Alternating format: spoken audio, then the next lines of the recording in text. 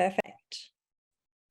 I might start actually now. And Adrian, thank you so much. Adrian is my virtual assistant, or my assistant from Newcastle, and she's helping out today, letting people in. So thanks, Adrian. So I'll let you keep doing that, and I'll start. So look, thank you so much, everyone, for taking the time out of your busy day to attend today's webinar. I acknowledge that I'm hosting this webinar from the lands of the Gadigal people of the Eora Nation. I also acknowledge the traditional custodians of the various lands on which you all work today and the Aboriginal and Torres Strait Islander people participating in this webinar. I pay my respects to elders past, present and emerging, and celebrate the diversity of Aboriginal peoples and their ongoing cultures and connections to the lands and the waters of Australia. So for those of you who don't know me, my name's Amanda Gascoigne. I'm a Chartered Accountant Fellow and I'm your host today. I was a practice owner for 18 years and now I help accounting practice owners all over Australia and New Zealand have better practices and better lives. In today's webinar, Rod Spicer, Associate Director of Claims and Underwriting, and Roman Kaczynski, Director of Accountancy Insurance, will discuss the claim trends that the Accountancy Insurance Claims Department have identified between 1 July 2022 and 30th of June 2023 in what's an annual update for them and their team. Rod and Roman are going to be discussing the proportion of claims of audit shielding clients in several of the most prevalent claim areas, such as reviews and audits of employer obligations, so PAYG, super guarantee, FBT, income tax, the ATO's high wealth program, payroll tax investigations, BAS pre and post assessment, income tax and rental properties specifically, and so much more. So I just want to share a little bit about our presenters. Rod is a qualified chartered accountant with more than 30 years experience in the accounting profession. He has held various roles, senior management and associate director positions at an international accounting network. And Rod has worked at Accountancy Insurance since 2013 and is the Associate Director of Claims and Underwriting.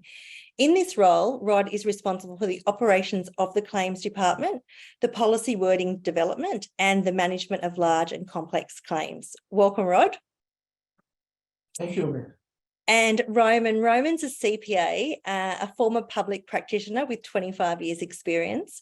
Roman's accounting practices utilise tax audit insurance even before accountancy insurance started some 20 years ago, swapping to Audit Shield as one of the early adopters.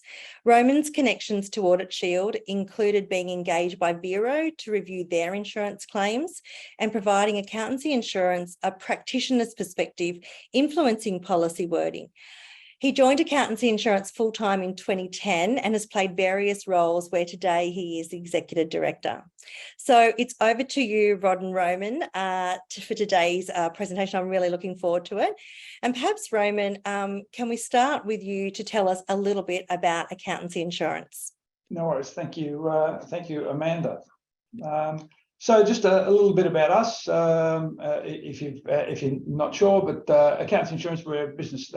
Our business specialises in providing accounting practices specific insurance solutions. Our flagship product is our tax audit insurance product called Audit Shield. We've been doing this, as Amanda said, for getting on to 20 years. In fact, November is our 20th birthday in doing this.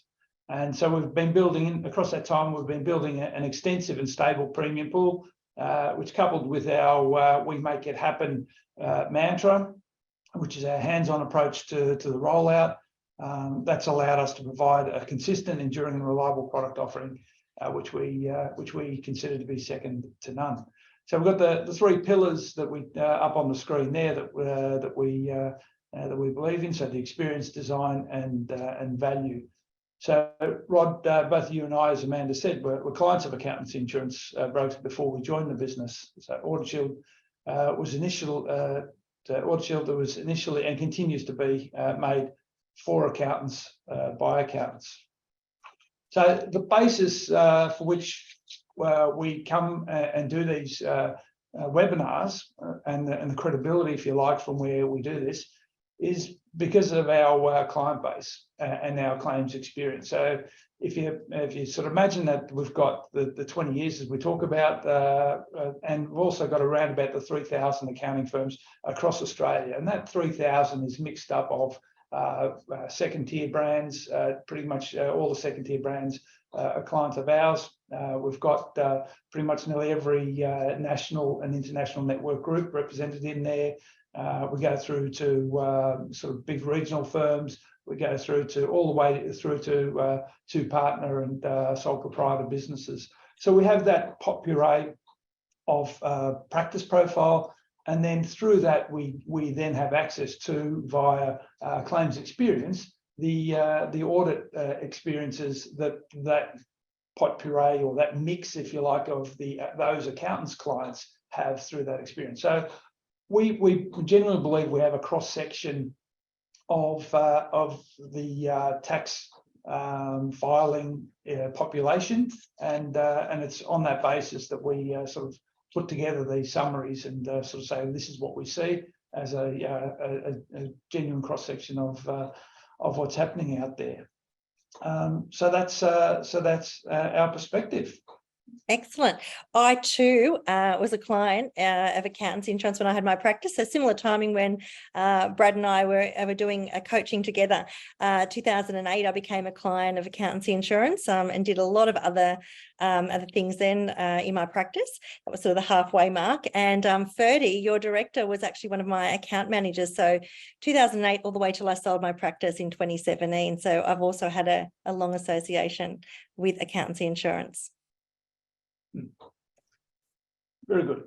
Okay, so I think we should move on to the topic that we're going to be discussing here, which is our claims frequency. So Rob, let's get stuck into some of the data. Thanks, Roman. So for those that may have seen these webinars in the past, or for some firms, when I looked down the list of attendees, there were certainly some practices that I'd personally visited over the last 10 years to conduct what we call our education sessions for accountants based on claims and how Audit Shield operates, etc. But just to move sort of a bit more detail from what Roman said before, that anyone could put a pie chart together if you had, let's call it 10 claims, 20 claims, 100 claims. But what does that mean? But that's not us. So when we've got over 3,000 accounting firms in Australia utilising Audit Shield, then on an annual basis, we're talking about thousands and thousands of claims that have been submitted, reviewed, paid, are still ongoing as we sit here today. And on a semi-annual basis, we do it once a year at December, and then for today, our yearly statistics, that the pie chart that we put together of all the different claim types and categories therefore has some meaning and credibility, because it's got a lot of claims behind it from a lot of accountants, and therefore it is in our view, a true representation of what is actually happening out there in the real world in the tax audit landscape. So it's not a pie with payroll tax that's got 20 claims. It's got hundreds and hundreds of claims in it. If you could, I'm not sure exactly, but it's certainly in the hundreds, I would think, but overall it's thousands. And when the claims get lodged, we have quite a lot of different, as you can see how many pies there are on the chart. We try to make it as wide and as definitive as possible so we can drill into all the, it'd be easy to have income tax returns, BASs, work cover, and end up with about 6 pies, but we try to make it a lot more succinct and meaningful so that we can see where the audit targets are. And from that, we say, okay, well, what government revenue agencies, as we call them, are we covering here? And is this representative of? And to state the obvious, the ATO makes up the largest claiming categories. We'll see later in how much that is. All the state revenue officers in every state and territory. So we're talking 8 different state revenue and territory revenue officers that are conducting payroll tax, land tax, stamp duty audits, as well as 8 work cover workers' compensation authorities. And they are the 3 main government revenue authorities, as we call it, that are representative in the pie chart. There are some smaller outliers, if you like, so people like the Fair Work Ombudsman, and we'll talk about that in a little bit detail, and some call them industry type bodies like long service leave or redundancy boards, or a few others. But the main, as we'll go through now, is the ATO, each of the state revenue officers and the various work cover authorities are contributing to this ongoing and always getting larger tax audit pool that we see out there. And yes, so that's the claims that you've been seeing for this year. And is that sort of consistent with, you know, prior years? Are you seeing changes? It's always changing, but as a top five, and we'll show in a bit of a ribbon slide later, the top five categories tends to be reasonably stable, and certainly in the last 2 years, your payroll tax and your employer obligation audits have sort of flipped around, but they're 1 and 2, and GST and BAS always gets a run. And I mean, we're looking at back to June 23 as let's call it the normal year again, after sort of 2 or 3 years of COVID activity, where pretty much all the what were normal audits were put on hold or basically just didn't exist. And we ended up with cash flow boost and JobKeeper audits for a period of time there. But certainly in the last 2 financial years, it's returned to the normal trends of employer obligations, GST, payroll tax, and our combined income tax, full general combined type audits are always in, if you like, the top 5, with higher claiming categories this year being your work-related expenses. And we'll drill into these a bit more as we go through. But certainly income tax audits make up a large proportion of the audit landscape. But when you combine something like land tax, payroll tax, and stamp duty, again, you're edging up towards sort of 18, 19, let's call it 20 for the sake of the argument, of state-based, and throwing work cover, and nearly 25% of the audit activity coming from state-based government authorities, and then the rest are coming from your ATO type. There's certainly a lot of activity. So, I'd be interested if anyone has any specific areas that they may feel that they've been targeted, or particular things that they're seeing. Please comment in the chat box, and we can talk to that today as well. One of the questions, I suppose, this is this current year's slide, and it's got its various pieces of the pie, as Rod's saying, and then, you know, if we flick over to the previous one, so that's the previous version of the mix, and we'll talk a little bit about the change in that mix coming up. So that's, I'll just pause on that one for people to sort of have a look at whilst we keep talking. But one of the questions that comes up often is that, well, our representation, these represent what is 100% of what we see, and that's broken up so that there's a movement of you know, the movement we talk about here is the movement of the total population. So is the mix changing? But a question then that follows is to say, well, is there an increase in the volume, if you like, of activity, the pure volume down that path? And we're a growing business, and we keep growing. So we've got to try to take the increased number of participants we have in our program, try to normalise that out a little bit. Otherwise, we'd be saying, well, we're always seeing more because we've got more clients coming on board. So therefore, you should see more audits. But when we normalise out for you know, that sort of growth we get out of participants in there, so we're roughly seeing at this stage, at this point in time, we're seeing roughly about a 15% increase in the volume of audit activity we're getting once we normalise that. So that's a bit. So that's getting back to you know, it's a number in itself which seems pretty high, 15% on the previous year. But to put some perspective on that, that's 15% returning us back to what Rod's point was that he made earlier, that we're getting back to those activity levels that were the pre-COVID levels. Back to normal. Yeah, absolutely. And, I sit on the ATO's GST stewardship group, and I'm the small business representative. And, I don't know whether anyone follows some of the stats, but, the GST tax gap, the last announced one, which was 2020, 2021, $4.1 billion is the tax gap. So of GST. So we see that they're definitely, it's areas they've got all the data and they're really looking at a lot more. And I think we will see a lot more activity in the future. A quick question for you guys. In relation to R&D tax incentive activity, are you seeing much of that? And where would that sort of sit? Probably in the income tax. Well, I think it's actually in the income tax, other specific, I think is where it is, 6. But if you want the simple answer, yes, we are. Yes. Do I see every single claim that comes in? No, but I've certainly seen a high proportion of R&D, and certainly not the answer to that question, but another one. Definitely, there was a lot of audit activity on the loss carryback that was introduced for the 22. I might have my year slightly wrong, but it's been and gone. I think the loss carryback, and that certainly got a fair bit of audit activity. But look, R&D's been a consistent audit activity forever, if you like. It's certainly something the ATO drill into on a regular basis, how they profile it and all that, probably on the amount of the claim and whatever the project is. But look, we don't cover Oz industry activity-based audits about whether the actual activity qualifies to be allowed to get the incentive tax claim. We only cover the ATO audits of the lodged income tax return of the company that includes the claim. Perfect. But yes, we certainly see a lot of that. I just see coming up there, transfer pricing, cross-border activities.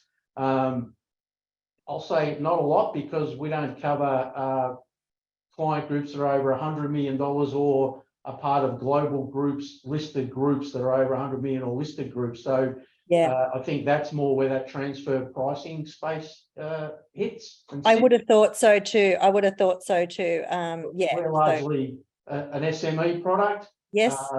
So let's call it locally based SMEs up to 100 mil. So I'm not sure transfer pricing hits that client base too much. So I'll be honest, no. Oh yes, because it's not the mix of the clients that you're looking at, from the practices. And I guess one thing, like looking forward, I wonder how much activity will be in the small business technology investment boost in coming years. So I'm seeing questions popping up about Oz industry. Sort of go back to the point I just said. We cover lodged income tax returns or employer financial compliance obligations, super guarantee. We don't cover activity-based audits, which for an Oz industry is that project stack up to be allowed to participate in the R&D tax incentive. That's an activity-based audit in the main, conducted by the Department of Science and Energy or something it was called, Oz industry. So we've never covered Oz industry. ATO audits of the claim in the tax return is what we want to cover. And Stephen, I'll get back to you. We might move on with the next slide, but I'll get back to you with that one. Yeah, I'll get an answer for you, Stephen, about where your clients could obtain that insurance. I'll see whether I can get some clarity on that one and come back to you on that. But we'll move on to the next slide. Okay. So let's look at some data from a macro perspective here. And this is the slide we're saying. So we take the pies that we presented before and we now group them into basically income tax return activities, state-based audits, or other ATO audits, which we've sort of listed what we consider them to be from the pie. These are the pieces of the pie individually, and this is where they sort of get lumped into. Now, the point of this slide is really saying that what's happened from the previous year to this one that just finished is that there's a theme that we're going to be mentioning a lot today is that the state-based audit activities have definitely risen. They're on the rise, and they're taking more bigger pieces of the pie, if you like, of 100% of what we're seeing out there. And then certainly some of the other ATO audits have certainly lifted again from that 28% of all things we saw to now 30%. But the state-based ones are the big ticket item, if you like, 18.5 roughly to nearly 24% of everything we see is now coming out of the states.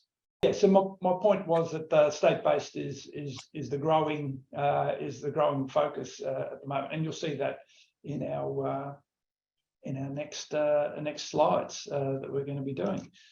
So okay, now, so this is a relatively new slide that we're a new perspective of what we're looking at. So this is trying to look at what are what we'll call top of the pops, if you like, over a 3-year period as to how the activity is shifted and where it's gone to. So if I go back to the 2021 year over here, we're sitting there and saying, well, our most prevalent audit activity that was subject to a claim by us was BASs, and we include pre and post in that one category there.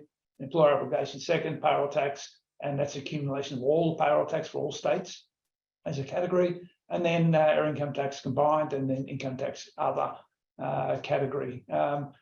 For the sake of this graph, income tax other, just to be clear, didn't even make the top 5, but for consistency, it's sort of it's included in there for the sake of the ribbon. The sizes represent how their proportion, if you like, to it all. So as we can see, as we move through, the highlight coming out of here is our BAS's prevalence in that mix is dropping away a bit. Not so much necessarily by sheer volume, but just by the fact that some of the others are coming up. Yeah. Obligations of staying up there, that they're consistent ones that they're easy, and we'll talk about them specifically later. But again, the theme that we keep talking about, and this is the highlight of it all, is how payroll tax has shot to the top as far as activity goes. So it certainly has risen dramatically in this year. Is our experience in there. That's a big one, and I know a lot of payroll tax stuff. But was certainly with the trends with more having to pay more for our teams and our clients with their employees. It's probably going to be a big one where we're going to actually go over thresholds when we probably ordinarily may not have, with the amount we've got to pay teams to attract and to retain. So yeah, definitely keep an eye out for that one, everyone, and make sure your end of year checklist has payroll tax to check, because that was always one of my big scary things. I was going to miss that. No, okay, so let's now move to some detail on and focus a little bit on the top 3.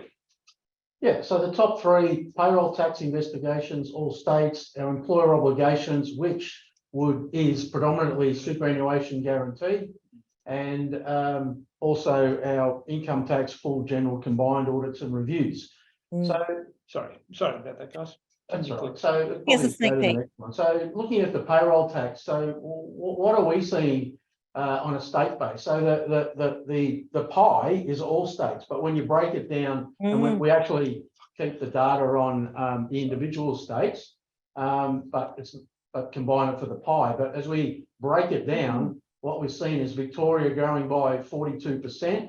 For those that live in Victoria, we're broke, so it's another lever that our illustrious leader has been pulling in the background.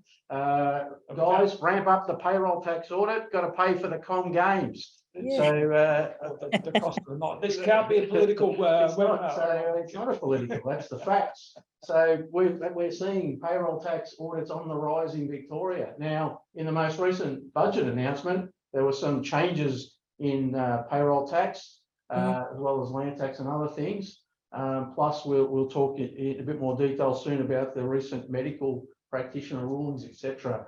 WA, we're seeing a large increase in WA. Like, their budget's flushed, but they're still auditing a fair bit over there, nearly doubled from the pre-COVID activity. New South Wales, okay, small base, but wow, it went through the roof this year. Queensland dropped a bit, and South Australia, again off a small base, went up. So let's say most are going up and Queensland had a small drop. So we're definitely seeing the state-based payroll tax audits on the rise, which is why it's a number one category. Sort of makes sense, doesn't it, when you put it that way? Let's talk about that payroll tax in the medical industry. That's the big hot topic at the moment, isn't it? Absolutely, Roman. Yeah. So so it's from those court cases that have come out. I think every state is considering what are they doing with medical practitioners in medical clinics as to how they fit in. The case obviously said that they are payroll taxable. The practitioners who form part of these clinics. So interestingly, they kind of have and kind of haven't. It's a bit. I think what was your reference the other day when we were talking about it was like it's like our reaction to COVID at the moment, where the states are all not unifying and coming together on how to tackle this. They're all going off in their own directions. Yep, absolutely. So at the moment, the way we see it is New South Wales and Victoria are trying to work together. What do they call it? Their harmonised approach to doing this, and I suppose their harmonised approach to saying, well, we are going backwards now. We're saying this is how it should have always been. These medical practitioners should have always been accounted for payroll tax purposes, and they're going back. They're having a look back. And this is where the audit activities, some of the audit activity we're seeing already, and expect to see a lot more happening in this space going backwards. I think we've got South Australia and Queensland have interestingly called an amnesty period, so to allow people to try and get their heads around this. So they're saying they're not going to make adjustments for a period of time, and then. Our friends in Western Australia, they've basically come with a view that nothing to see here. They're not even going to relook at theirs as what I'm gathering in the process. But it's big, and so we've got a few clients of ours who specialise in the medical industry, and so we've talked to them previously. We're trying to work out how we can sort of tailor things slightly for them, whether that's effective for the clients as far as the coverage goes. But it's certainly an area, and if you've got a specialisation in the medical industry, then it's certainly something that you should be encouraging, in our view, in the clients to have this, have something like an audit shield in their back pocket. Okay. Some of the media grabs that exist support the positions, or the observations that we're making. There's certainly been a few more media grabs on this topic in the last 2 weeks. That's for sure. So those that read Accountants Daily, etc., it's certainly getting a bit of coverage, quite a few comments, etc. Yeah. So let's move on to the next one, second on the list. Okay, probably my favourite topic that I talk about when I'm roaming around the countries visiting our clients. But employer obligations, whilst it was number 2 this year, it was number 1 last year, and I would be shocked if it gets out of the top 5 until I retire, whenever that may be. And that means plenty of years left to go. And I think there's somebody who whacked the question up, and I'll answer it quickly about TPR reporting for contractor, probably because I think that was the lead story in Accountants Daily today. So how the ATO is going to catch everyone who doesn't lodge on time and hit them with fines and everything else for late lodgement. I did hear that. That's definitely definitely happening. I think because we're a little bit at the whim of the accountants, I think it might be sneaking into a bit of employer obligation or other income tax. It's a bit of an outlier, probably could deserve its own category. I'll have to think about that. But certainly the ATO, started making noise yesterday about it. So the forms are due by the end of next week or thereabouts, and they'll be targeting those industries that are in that net. But look, we've certainly over the journey seen lots of claims for perceived mismatching, and to be honest, a lot of it comes back to wrong ABNs on a lot of those things. I think it's more administrative errors than people not paying tax, but the system's there to do what it's got to do. But sticking to the topic at hand, well, the main thing we're seeing in employer obligation audits is super guarantee. So with single touch payroll in full force now after quite a few years of transitional introduction. It's pretty much every employer's in the single touch payroll net now, and that's just giving the ATO the upper hand. They're controlling the game now, which was the whole reason single touch payroll was put in place in the first place, not to make life easier, so the ATO could have visibility about what was going on and who was paying super and who wasn't. And now they know who's not paying and who is, who's paying, who's not paying on time, who is paying on time, who's then lodging SGC statements for paying late, who's not. So there's a whole sort of gamut of things that the ATO are looking at now, from outstanding compliance work, which isn't in the statistics because it's just filling in forms that should have been filled in, versus full-blown audits in the space, which is what the pie represents. Because unfortunately, not every employer pays their super on time. We know many don't, and they use Amanda's phrase, the tax gap, even though it's not a tax, is in the billions, not the millions. It's in the billions on super guarantee going back 25 years, and it's taken them the best part of 20 years to come up with a system that they can now catch employers that are basically stealing off their employees and not paying their super when they should. Okay, the COVID excuse can only last for so long, I suppose, as businesses come out of it. Yep, some haven't paid, some are struggling to pay, others were flush with cash and had a boom time in COVID and still didn't pay the super. I don't know how that one works. That's what we see, and it easily identifiable and is just audit after audit after audit we see in this space. And the time frame is so quick, like it's within days that people are potentially getting flagged. Yeah, that's right. And let's fast forward to a couple of years when payday super comes in. Look, we don't know how that's really going to look. Is it if you pay weekly, fortnightly, monthly, you've got to pay super every time on a week? We don't quite know yet, but again, it's just going to make it quicker for the ATO to identify those that aren't paying their super on time. So I think that kicks off on 26 or something, but I mean, that's good for employees. I've got no issue with it, but it's also going to give more pressure on employers to pay their super. And, I'm just putting my practice management hat here. For those that are, I think you start to talk to your, your clients right now to get them, because if they're people that have been lagging or people that are really struggling to pay this stuff, now is the time to be doing budgeting to get them into better systems, better payment, better habits around this space. So when it does come in, it's not, chaotic. So I think it's a really great opportunity for you guys to be working closer with your clients to really create some change and help these businesses, survive and then potentially thrive by getting all these things in place. To add to the sort of the importance, if you like, of this. So from a claim point of view, so the average cost to respond to a wage-related audit, so which all in that broad category, if you like, is higher than the typical average claim of all claims, right? So if we take an average of all claims, and with commercial confidence, we can't disclose sort of that value, but if you take the average of all claims and you see the average for employer obligations, it's higher than the average. And the only ones that are higher than those employer obligation audits are ATO high wealth, the income tax, full, general and combined that we talked about there before, and the SMSF audits are in there. So they're consistently higher averages than the employer obligation audits. But the employer obligations are then, what's that, make them fourth highest on average by way of a claim. So they get a bit involved sort of when they're there. I mean, how many reconciliations and things that accountants have to do, especially considering the point we're going to sort of talk about later on, is the accountant hasn't prepared most of the things that are being reviewed in an employer obligation.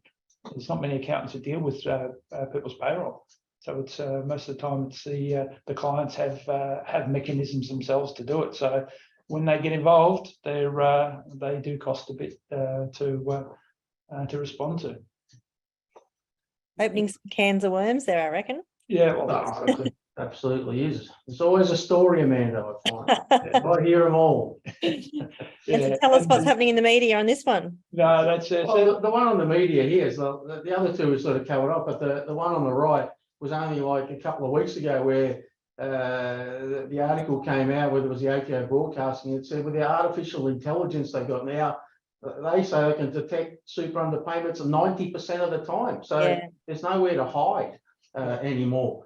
Back in the, call it the good old days or the dark old days, the employer just hid until some disgruntled employee anonymously rang up and dobbed them in. Now they don't need the dobber hotline. That's unnecessary. Single touch payroll basically killed the dobber hotline. So you can't hide anymore. Employers that think they can are living under a rock. And going back to your point you've made earlier, Amanda, when we talk about payroll tax, and it's relevant here as well with employer obligations, to have the checklist when you're preparing the tax returns, the end of year financials for the clients, to be able to sit and prop and tick off or get a sense of where are they at with from a payroll tax? Are they getting close to the threshold? Is there something you should have a conversation with the client? Because missing out on the threshold is a big ticket item, especially it's one of the big leaders of PI claims. By clients believe that the accountant's responsibility is to let them know, and you sit back and you say, well, throughout the year, the accountant's not across where the payroll is growing to till the end of the year, which could be 6 months, could be 12 months after the payments have already started to be made to the employees. So accountants, as we all know, because we've all been practicing accountants, sort of are on a hiding to nothing when unless we sort of sit there and try to stay on top of them progressively through the years as we're doing the stuff.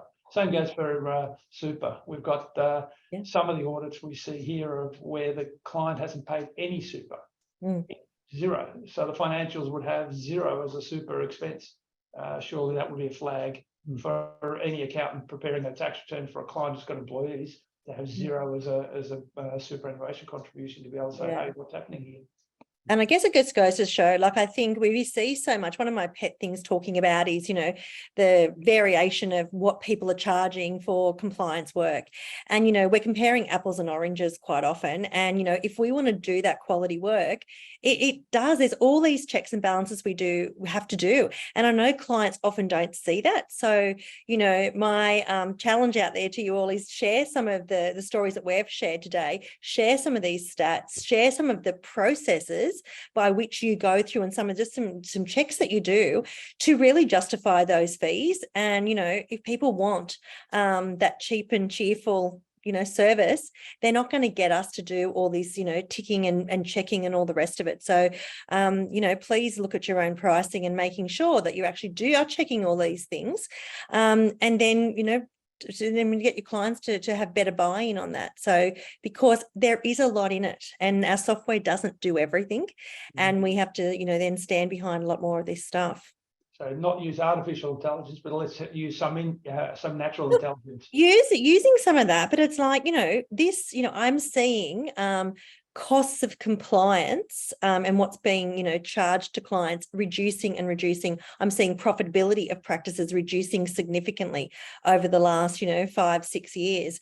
And, whilst we are using technology, which is absolutely wonderful, I think we're really downplaying the value that we bring to the table and what we're charging. And I think really sitting down, looking at all this and thinking, well, I've got to check this, I've got to check that. And that's why I'm charging X for my service. And I think really getting really clear on that with yourself initially, and then being able to sell it to your clients. And too bad if they can get it cheaper somewhere down the road, let them go, because that's where a lot more of the audits potentially will be in the next few years when the ATO are looking at all this intelligence. Okay, but I think it's also worth noting on this that the ATO, every state revenue office, and every state workers' compensation work cover authority, return to work, they've all got different names. Be under no illusion that they're all sharing the data that each is being given on wages, super, contractors, FBT, all that.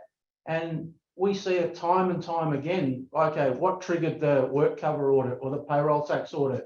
Oh, information we have from other government agencies suggests you are over the threshold. Oh, what? Okay, the wages were 2 million because that's what the PAYG summary said, and etc. So again, they're easy data matches for whichever authority it is.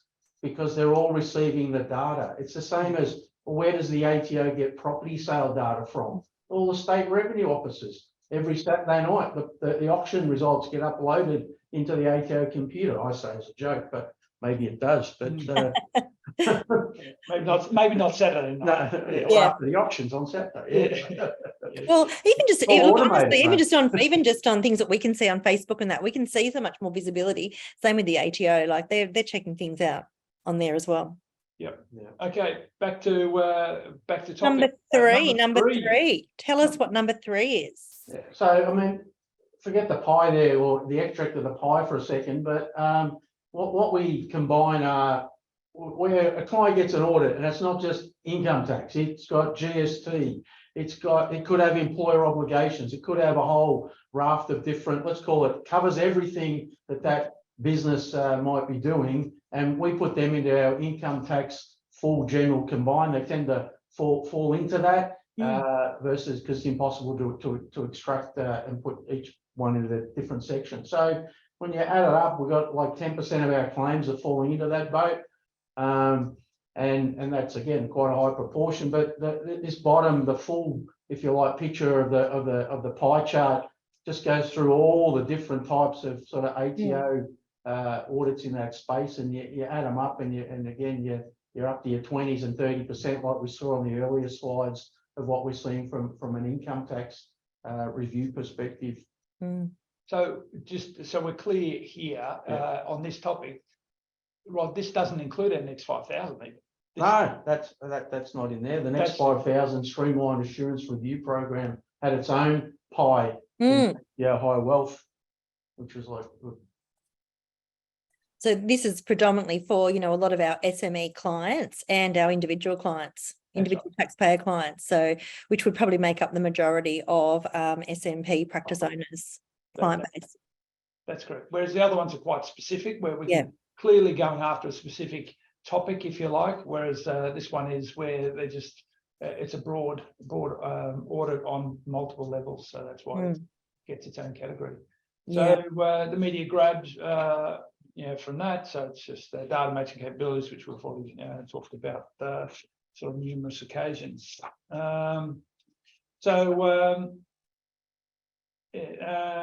Okay, so other significant, if we move on. So where else? So you've shared the top 3, Rod. Where else are you seeing? So we picked out.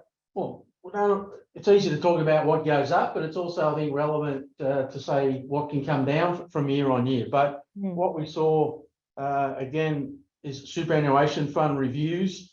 Now, I look at super fund reviews. They've got to be the easiest audit target the ATO can ever get, because you've got the police force out there. Every every registered SMSF auditor is basically the police force of the tax office, roaming around going contravention, report to ATO, audit. Have you fixed that up? So it's a no-brainer that those funds are going to get audited, in my experience, as in practice and in this role. But so again, we saw it getting greater than what it was pre-COVID. Now, what could that be? Were people taking money out of their super fund during COVID? Naughty, shouldn't have done that. Time will tell. Rod says, I bet you they were.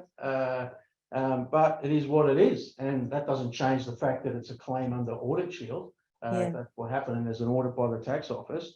ATO high wealth, interesting. So since October 2020, for those that aren't aware, the ATO has been running a program called the Next 5,000 Streamlined Assurance Review Program. So just read the name, 5,000 audits of people deemed to be worth more than 50 million in assets. We're still seeing them. They haven't been done. The only stat the ATO's put out was from a year ago, where they've done 640. So that wasn't even 15% by then. So they're still going. We're still seeing them starting like last week. So this program is going to go 5 years, I reckon. It's coming up to 3 already. So if you've got any clients that are worth 50 mil and haven't been tapped yet by the tax office, nudge, nudge, wink, wink is what I'd be saying. If you're using Audit Shield or not, come and see us. But they're again just in the queue waiting, and the fact they haven't been tapped yet is just because there isn't 5,000 auditors in the tax office, and I think they're trying to focus on the data that they have that who might be perceived to be a bit more risky in that space. But whilst it dropped from the year before, it's still coming in a regular basis.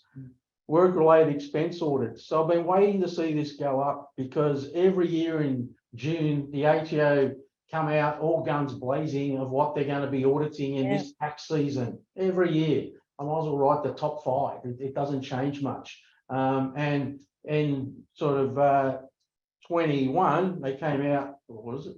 22, June 22. What work-related expenses? Well, work from home, all those ones are all going to get a run. And we saw it go up 26%. So they did what they said they were going to do. Yeah. Tick for that. But by the same token, we saw rental property audits, which was again on their hit list, guaranteed, because it's there every year. It actually dropped away. So from what it was the year before. So maybe they switched a bit of focus to work related from rental properties, but it's still, whilst it drops, there's still hundreds of audits that make up the statistic. There's lots of auditing. I did the ATO's Tax Time webcast in Canberra this year with the ATO, where we talked, amongst other things, with the tax, the what's on the hit list, and definitely, the 3 things were the rental properties, work-related expenses, and CGT. So we're going. I'm sort of thinking some of those. That certainly that rental property one definitely should be going up next year. There have also been, sharing information about, 9 out of 10 rental property returns were incorrect. So I really think in the extra data that they've got over those is going to see. So I think, definitely look out for those this year as you're preparing, making sure you're doing all your checks and balances there. But I think that one will come back up next year, Rod. Yeah, and I look at things like, and it's only been announced in the last month that the ATO is going to have access and tap into landlord insurance policy data. Well, hello. So you're on the list with a landlord insurance policy and you don't have a rental property in your tax return? Yeah. Okay. How many of them are there going to be? That they're just going to get audited straight away, one would imagine. Because what do you got that policy for if you haven't got a rental property? So.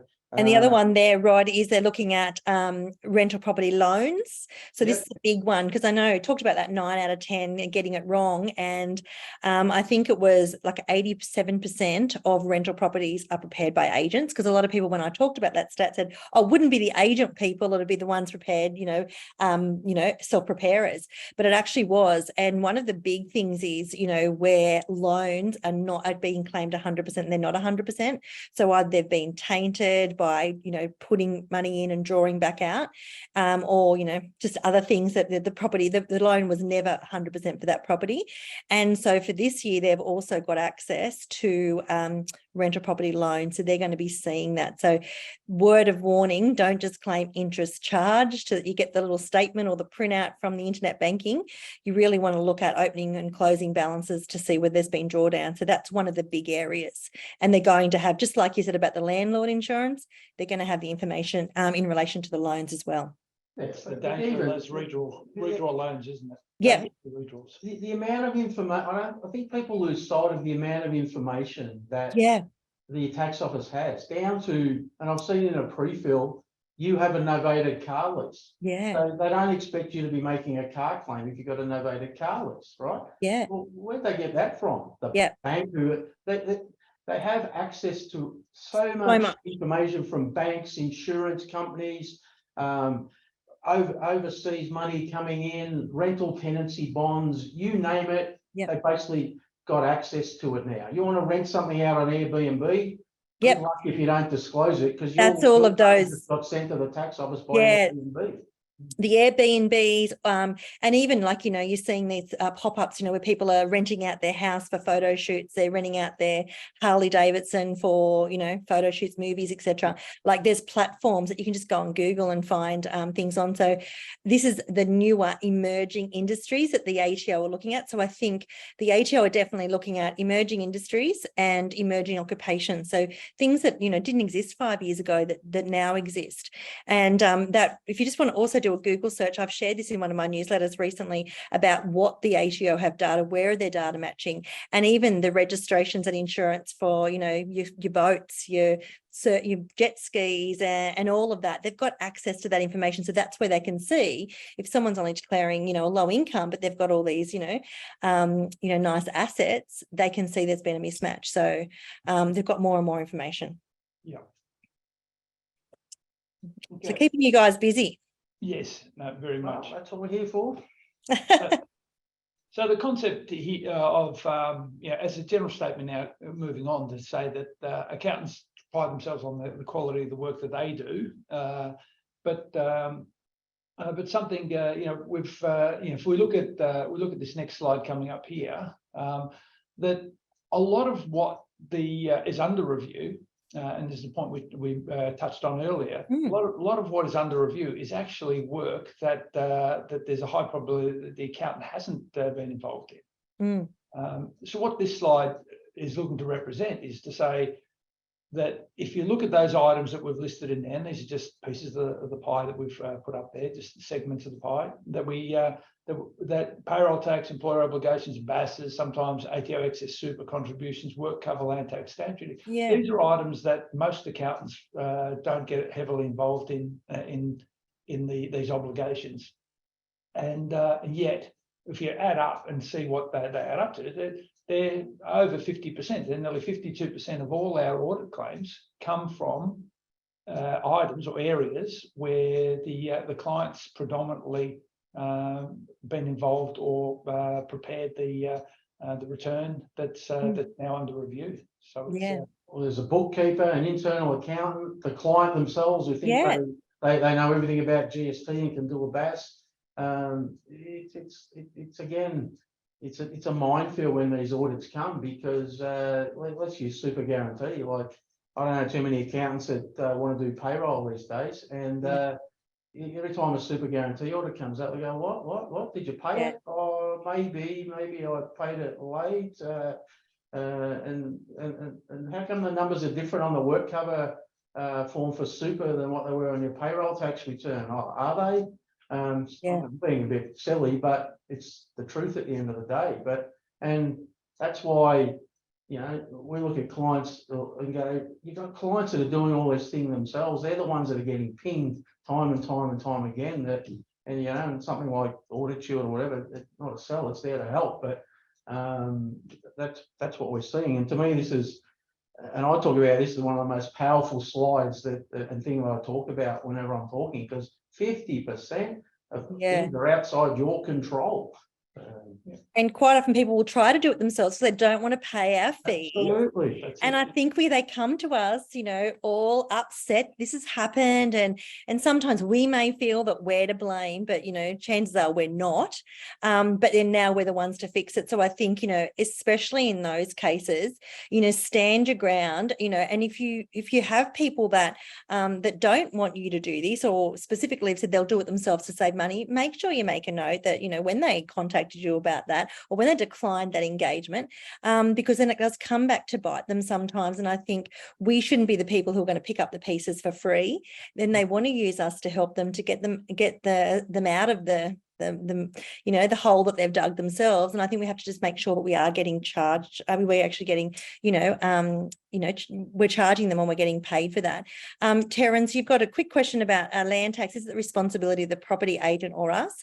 Look, this is just a general statement that I had, because quite often we won't know if someone's actually acquired a property until we get that portal the following year. They've not asked us, what name to put it in.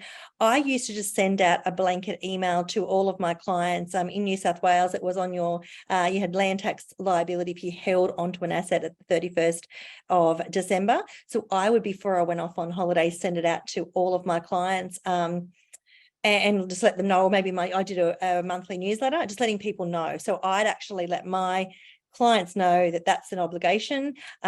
Unless they've specifically told me, I really can't do anything if I didn't know they had that asset.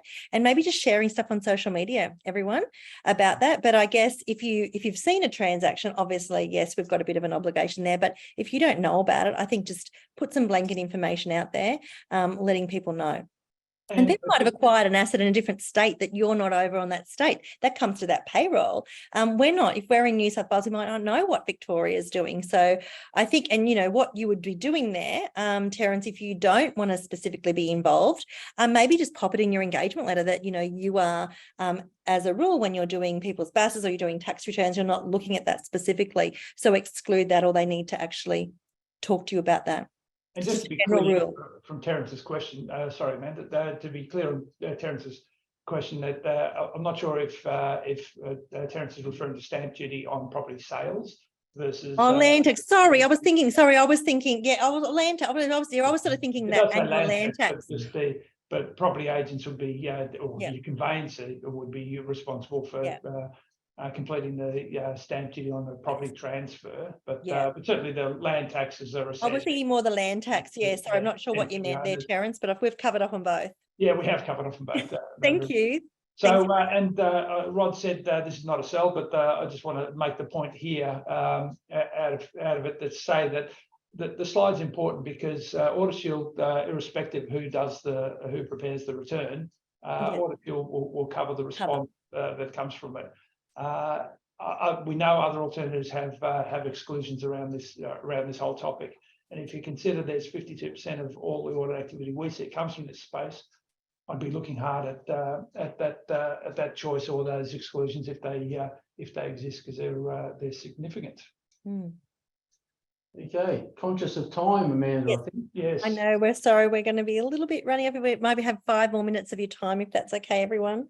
Okay, sure. So we'll just whip through just a few points that Audit Shield cover that I find accountants miss out on. That we have a very wide definition of what a tax audit is, down to reviews, inquiries, investigations, examinations. Doesn't have to be called audit to necessarily be a claim.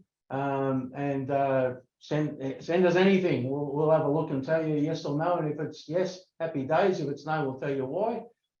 We mentioned data matching 50 times already, I think, but the classic, and what I see now is a lot of accountants lodging a return and then the ATO doing their own internal review of that return before issuing the assessment, changing some numbers, and I'll use interest and dividend example. And here comes the assessment different to what you told the client it was going to be. Why is that? The ATO stopped it, reviewed it, amended it to their numbers. Now, in Audit Shield land, if you like, that's a claim because the return was internally reviewed, stopped by the tax office, even though all you got was an assessment, you got to try and work out what changed.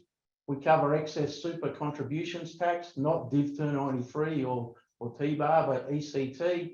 Pre-engagement, pre-lodgement reviews on large commercial deals, CGT transactions, where the review takes place before you lodge the return. And in the Fair Work Ombudsman space, we don't cover complaint, dispute resolution, employment law type matters, but we cover Fair Work auditing an employer to make sure they have complied with the required award, wage rates and other financial payments to employees of the whole broad-based all employees of the business. So don't take away Fair Work yet, automatically covered. Always ask us on a Fair Work one. Because quite often they're people lodging complaints that Fair Work get involved with. Yeah. And I like that point, that first point that you made, that it's all reviews and inquiries. It doesn't need to be a full-blown audit. So if you've got a self-managed super fund that might have just acquired a new asset and you get just a, could you provide the tax invoice? That is actually a review. So in my firm, what we did is we made sure all of our team was across what was involved and what we could claim.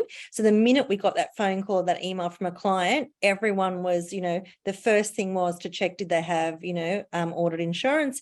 If they did, we said, that's great. Good news and bad news.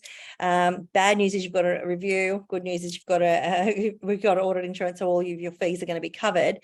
The ones that didn't, they knew they were going to get a fee. So I was never out of pocket. So just please make sure that you have an audit insurance champion in your practice, that you don't miss things and you've got part of that process. If you've got an audit or a review, first thing on the list, that should be your first thing. Do you have insurance? Because then you can either go and let them know they're covered, or issue a new engagement for that.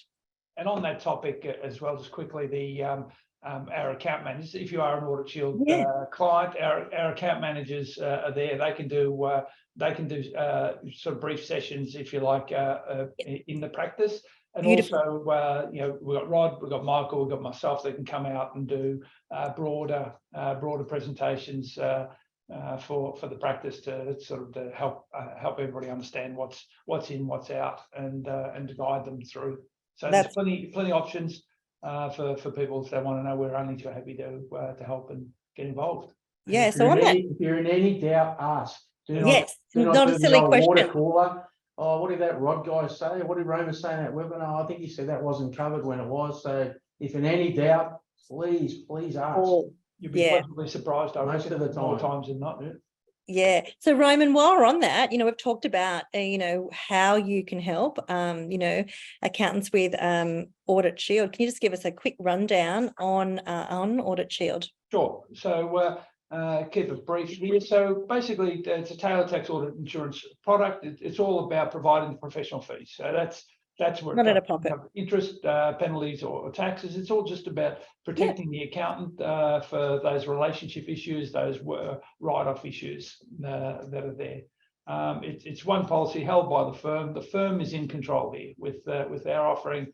The firm is in control of what happens with the offering and what happens with their clients. They own that relationship. They own that tax audit insurance experience with their clients.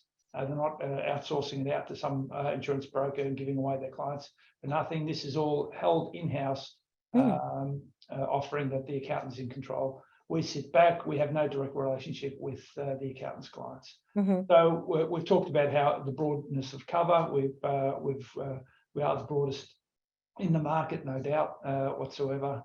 No claims and no minimum claims. So what's the smallest claim, Rod? Under $100 sometimes. Yeah.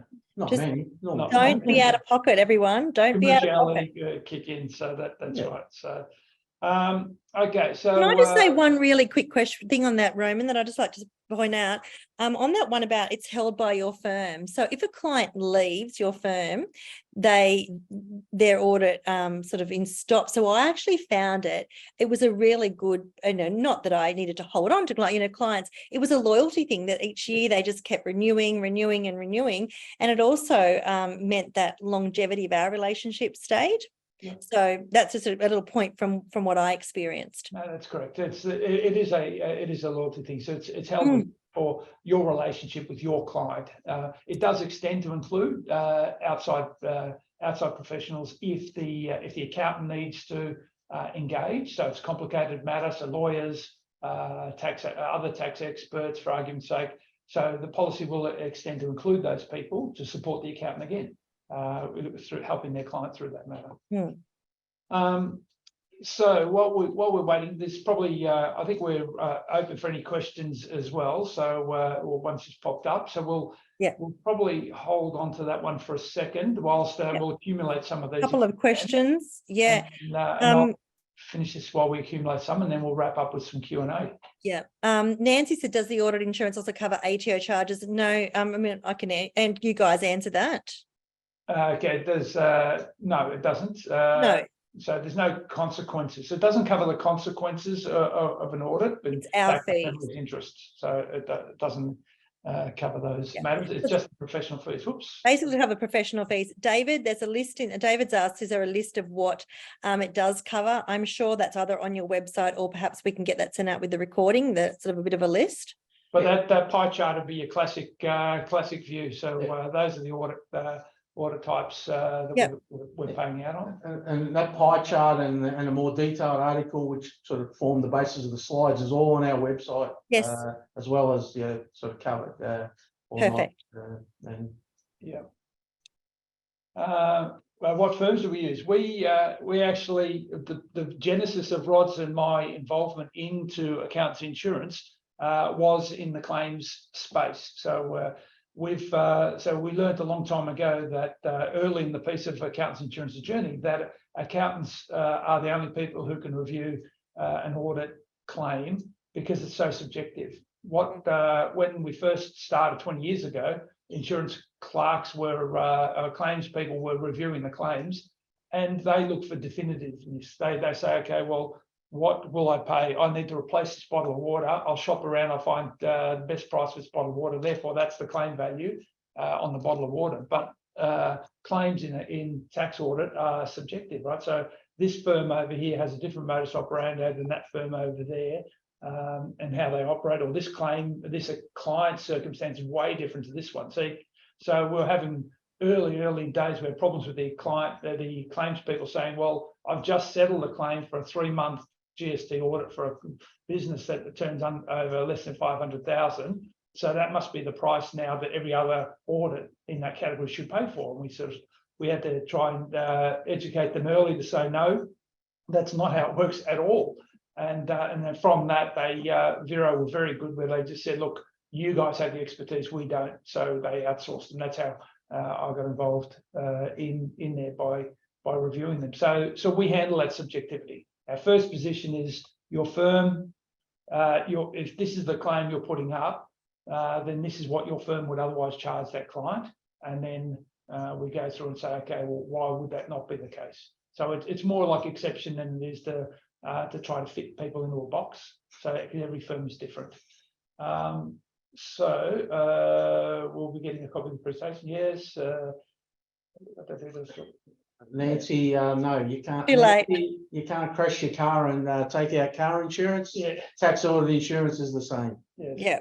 And that's why it's so important to be ahead of it and sort of really know what the state of play is with the ATO, with the various government departments, and really just letting clients know that this is actually an option for them. Because I think, when I talk to a lot of accounting practice owners, they don't even know this actual product exists. They don't know they can offer this to their clients. So I think it's it's all about being informed, knowing what we've got, being able to offer such a service, because you don't want a client getting an audit, but then they're talking to someone else who has an audit and they didn't realize they could have had insurance to cover the costs of you helping them, with that regulatory department. Yep. So we've got some slides that I've been rotating through the questions and answers for those who wanted to read them. But these are sort of the reasons why. I won't go through them in a lot of detail, but basically, stable, consistent, reliable. We've been doing this for 20 years. We know we've got ISO certification for all the tech that we use and our processes that we use. So it is secure. And the most important part is what we do is genuine hands-on personal human support. So our account managers are our treasures of this business. They make it happen for the firms. So yes, we do need some assistance, but predominantly the heavy lifting is all done by us, and that's how we operate. So that's sort of a little bit about us. Amanda, probably if I can just while waiting for some more questions to pop up, just throw over to yourself to. We do PI insurance for those who are interested in PI, and just Amanda, a little bit about your business. Yeah, so just a little bit about myself. So as I said, I was a practice owner. Now I coach and consult and mentor small and solo accounting practice owners. I work with practices from startup stage all through to about $1.5 million in turnover. Just a few ways that you may want to work with me, or if you need support. I know everyone feels a bit alone at times. People are struggling. As I said, that profitability is a big issue in a lot of practices. So if you need help with resetting or just being around some like-minded people, I have my wonderful community called the Balance Firm community, where we have it's a secure. It's not on Facebook. It's a secure platform where we have like-minded practice owners who come together once a month. I do a group Q&A with them. We have a guest speaker in once a month, which helps with your CPD. You can ask any questions of us. It's really related to a lot about practice management and a lot about getting more balance into your life. So that's the community. You can have one-on-one support calls with me. So I do offer a service where if you have particular issues that you just need resolved, a one-off call with me, or some half and full days that I actually work with clients. I've got a course, A Better Practice, Better Life, which will be re-released next month. I offer that twice a year. And I also have a really really great tax planning course, helping people roll out tax planning services to their clients, getting more profitability, getting leverage of that. So I give people, you know, all my marketing, all the tools to do it with, and then support every fortnight. We have calls that you can come on and ask questions. So how to price it, how to do some of these things. So, and really get a lot more confidence, because I know so many of you are doing this either at a really low rate, we need to lift that rate up, or don't have the capacity to do that. And we want to try to help you get your compliance work done earlier so you have capacity. And then I've also got plenty of resources. So you can check all those out on amandagascoigne.com, which is my predominant website with all of the offerings, and thebalancefirm.com to look more information about joining the community. And it's the subscription community, monthly fee, and you can cancel at any time. Beautiful. Okay, so we're down to the question slide. We've been answering them progressively, Yes. which is good. And we've seen that Michael Sexton, another one of our ex-practicing accountants who now works inside Accountancy Insurance. Thanks, now. Michael. He's jumped on and helped out with that earlier question. Thank you. Which is good. Thank you, Michael, for that. So I'm not sure if we covered off all. We've covered off on any of the questions. If anyone has anything, look, I'd also encourage you to, you know, connect with us on social media of your choice. And, you know, any questions that might come up during the year, like, you know, you can reach out to either of us. I think we've got the last slide. To contact Accountancy Insurance or contact myself. But please reach out to us on our socials. We often share articles, we share different things that are happening. I often share a lot of stuff, what's happening inside the ATO, and just really keeping abreast of some things to really help you in your practices. And all of you, also, I do a weekly newsletter called 5 on the Fly Friday, which I know, Rod, you're a reader and a subscriber to that. So all of you will be getting that in your inboxes as well. Which is really, you know, really helping people in their practices. We have a late question come through. Yes. From Joe. So, what firms do you use for assessment of claims? We manage the claims internally. So that's again going back to the point I was saying before. That was my introduction into accountancy insurance was via that provision of being able to assess claims. Rod joined that 10 years ago now on that basis. We've extended went and employed Michael Sexton, who's responded to one of the questions in there as well on the basis of that. So we're trying to bring our own public practice experiences into the business, and we review our own claims. So we have the authority to issue policies on behalf of Vero, which is an underwriting responsibility, and we also have a claims management agreement with Vero here. So they entrust us to not only sort of take on the risk on their behalf, but they also trust us to manage the claims in this area on their behalf as well. So good, because, you know, certainly from the claims side of it, that's where the experience comes from. So accountants looking after accountants. Yeah, and just to put some context on that, because we do operate in Australia, New Zealand, and Canada, we have a full complement of 9 full-time staff members in our claims department. Yep. So who most have been here for a number of years now. So we're across pretty much seen everything, done everything. Yeah, can answer everything. Yeah. And I think that goes, you know, knowing how many of you have been involved in so many years with accountancy insurance. That's one of the things that I really, I really love how long, you know, I've dealt with yourselves, Ferdy, Dane, for so many years. And I think that's, that's really great and testament to you guys. Yeah, no, thank you. Thank you. So, well, look, thank you, everyone. Thanks, Roman and Rod, for all that fabulous information. I'm sure people are really much better informed as to what the state of play is with all the audit activity, and it's giving them some food for thought to take back to their practices, and also take back to with their clients and talking to their clients. Look, I really look forward to catching up with many of you. If you're at Xerocon, please do come and say hello. Please do come and ask us questions, you know, offline, post this webinar, and all the best for 2023 tax season. Thank you, Amanda. Everyone. Thank you, everybody. Thanks, everyone. Have a great afternoon.